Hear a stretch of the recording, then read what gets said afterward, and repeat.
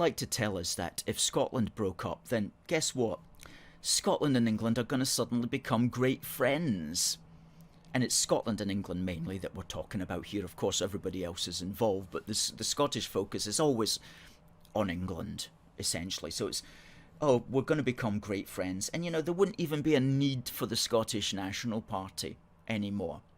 Well, that's wrong on so many levels. What in fact would happen, as we explain in that article, A Separatist's Work is Never Done, is that far from Scotland and England becoming friends, the relationship would become ever more tense and fraught, and in fact it would become worse. It's because what would inevitably happen is that if you had an independent Scotland, then essentially the rest of the United Kingdom would fall apart in short order.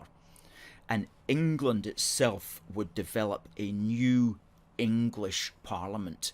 And quite naturally enough, this new English Parliament would be seeking to assert itself in opposition to what remained of the British Parliament, and it would look upon what remained of the British Parliament with contempt in the way that the Scottish Parliament at the moment looks upon the British Parliament.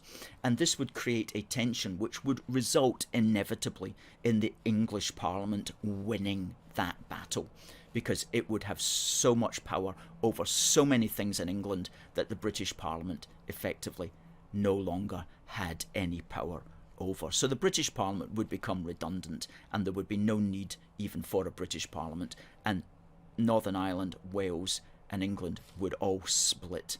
And so you would be back to where we were basically in the days of James VI. You would be back to the situation that he recognised, which was that the English Parliament was so powerful in these islands that the best way of ameliorating its power, the best way of controlling it, was in fact to have a wider British political entity.